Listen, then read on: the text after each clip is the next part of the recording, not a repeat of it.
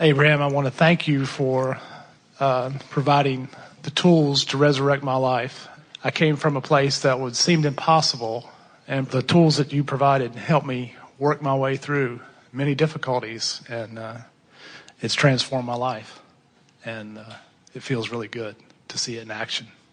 And I feel like I'm on my way to marvelous abundance, ultimate health, great relationships, and just loving everyone on this planet. Knowing that you're on the way makes it unimportant where you are right now, doesn't it?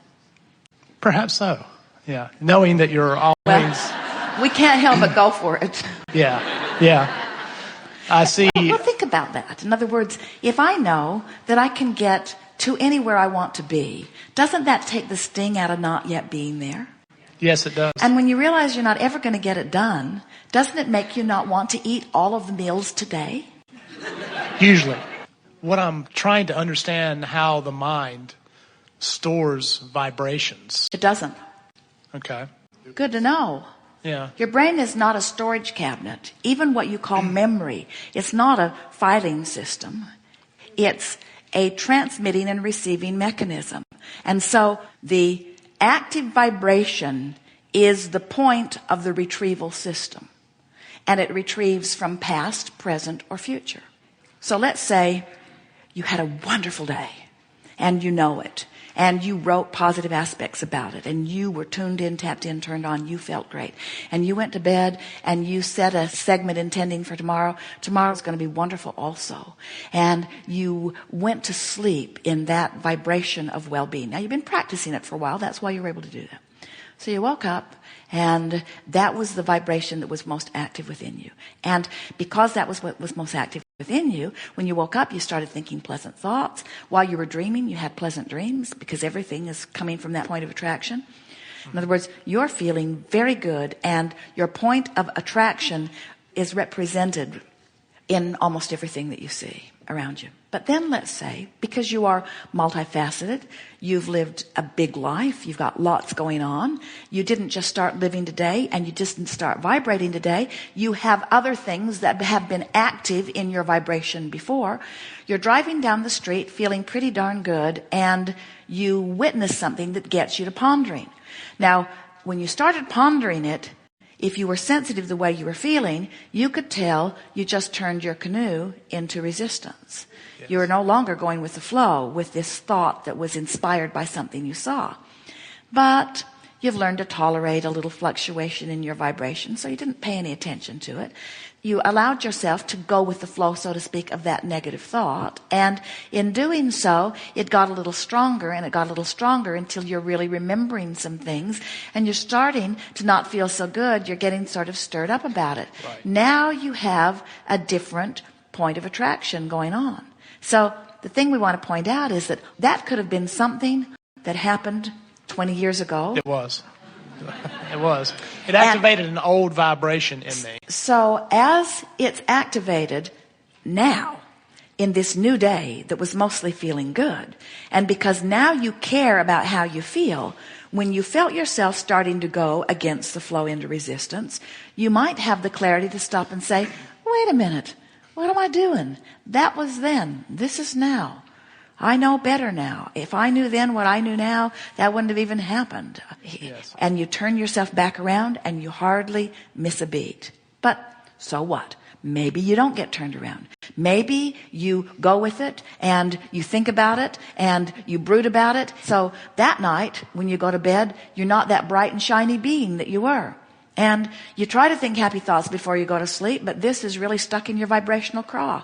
And when you dream that night, you have a bad dream. Maybe it even represents that. Maybe it's even blatantly about that. And you wake up and you say, oh man, I should feel good. But now law of attraction isn't giving you those happy, fluffy thoughts that you had so readily available yesterday, because you got a different vibration going on. So what do? Kill yourself now? No. In your wisdom, you say, I have control. And I know that it may take me a few days to get back into that vibe, and it may take 5 minutes to get back into that vibe, but I know what to do. I have books full of tools to help me to clean up my vibration. You've got control over which way you go. And of course, you get our point that the sooner you catch it and the sooner you turn it, the easier it is. The universe, especially those who live closest to you, always cooperate with your expectations. They do. They do. So our answer to you is you just keep working it out and working it out and working it out. And please get to the place where you never say, I will finally once and for all get it all worked out. Please don't hold yourself to the standard that says, I must have only pleasant thoughts about all things and I will never have negative emotion again. Please don't put a happy face sticker on your gas gauge because you don't want to see an empty tank. In other words, let the indications serve you. And don't be unhappy about negative emotion. Just let you know where you've set into the stream, and then set forth a determination to at least go with the flow and try to feel as good as you can. And before you know it, you're going to feel so much freer and lighter about everything. When Esther looks at her life, she can hardly believe that she has ever a reason to ever complain about anything. In other words, when she looks at her life, it is unbelievably magnificent. And sometimes she embarrasses herself by finding some nitpicking thing that she's bothered about. And we say, don't be embarrassed about wanting improvement on all fronts all the time. Just don't hold anybody else responsible for it. You have the improvement factor within you, only within you. Yes. Good. I think we've addressed my needs. Thank you for teaching me to surf contrast. I am complete. When you go with the flow of who you are, you love others. When you're going with the flow, you're happy where you are and eager about what's next. When you're going with the flow, you're not beating up on yourself. You're not looking into some past experience and beating up on yourself about it. When you're going with the flow, you're not looking at what someone else has achieved and comparing their achievement to yours and then deciding that you're wrong or that they're wrong. When you're going with the flow, you're finding the thought right now that feels like turning the canoe with the current. Going with the flow doesn't mean up here in pure positive energy every moment. It means turned in that direction. In other words, when you put your canoe in the river, you don't sit there and complain, I'm not where I want to be yet. You put the canoe in the river, you know, you're going to paddle and guide it. You're going to be on the water. You're going to go with the flow. You're going to go to that destination downstream that you have in mind.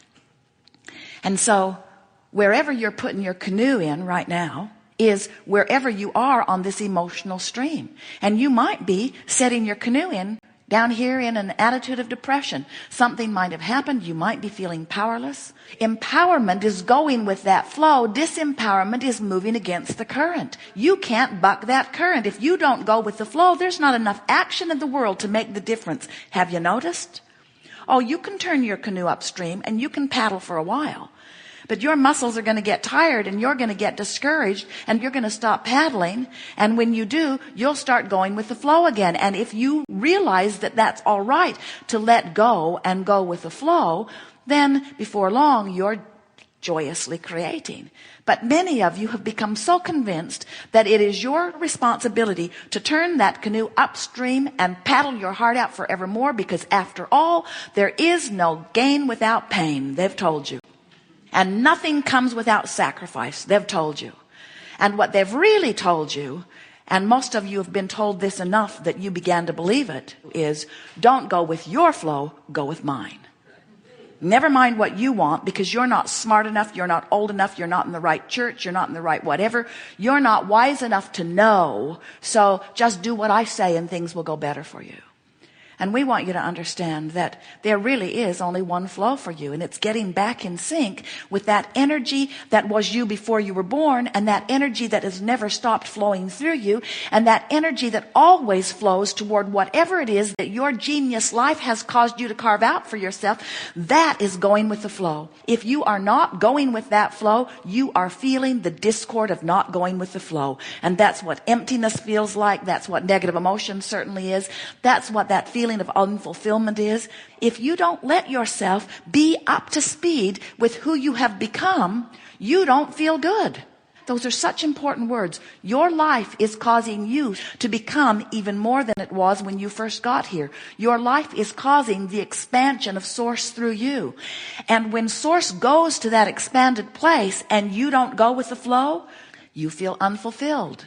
You feel incomplete. You don't feel good. So what we're really saying to you, dear hearts, is you have no choice but to go with the flow if you want to feel good.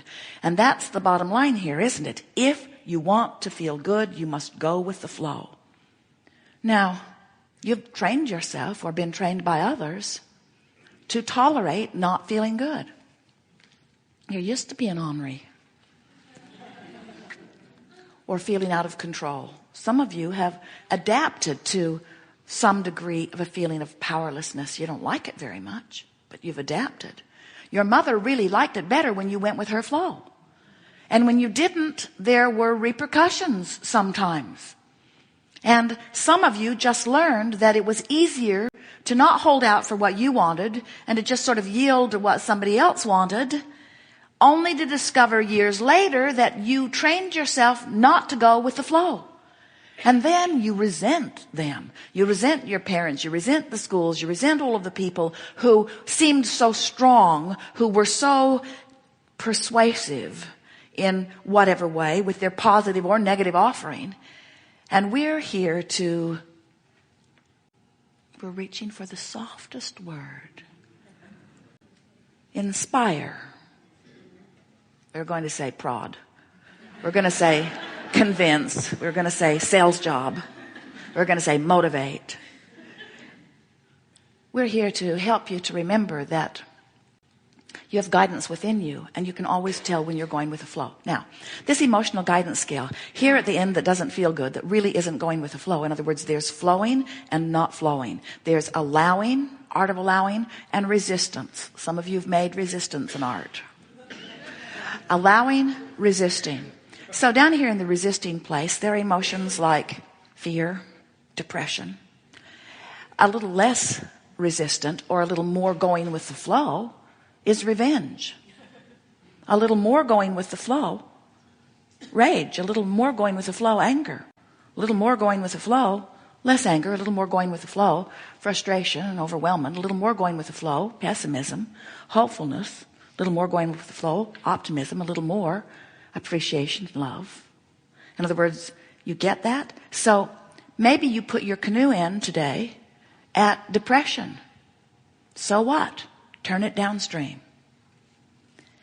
And how do you know that you've turned it to the flow? You feel greater ease. So if you are only analyzing where you are in this flow, and you acknowledge, oh, this does feel better, this must be the right way to go, before you know it, you're going to be flowing all the way back into the liquid love of Source. But if you are considering anything else other than, am I going with my flow? Am I in sync with who I really am? Or am I using some other factor to guide me? If you're using any other factor to guide you, like what that guy says, or that guy, or that one, and that one, and that one, or that one, all of those voices from the peanut gallery who need you to perform in certain ways so that they can feel better. And we don't blame them. We understand. We don't blame you for saying, I prefer those circumstances and I would vote for that. I would support that, but I really don't want that. We understand why you want to control the conditions so that you can just observe good feeling conditions and feel better. But that is an endless struggle, and you will never win it, and it is bucking a current, and it is not going with the flow. When it's necessary that one other person behave one little bit differently in order for you to feel better, you have no power. Because even if you can use your power of coercion or persuasion, if your bombs are big enough or your fist is big enough, even if you can use your power of persuasion and get them to agree this time, they won't necessarily next time. In other words, if it matters to you that they change what they do so that you can feel better, you are powerless, and you can feel that in your gut as you are not going with the flow. But when you discover the art of allowing, when you discover that you can, with a little bit of effort, turn yourself in the direction of what you're wanting. And then you get swept up in the current, because when you get into vibrational alignment with going with the flow, it gets better and better and better and better and better. Before you know it, you'll be tuned in, tapped in, turned on in the majority of your moments of life. It's the easiest thing in the world to allow well-being to be.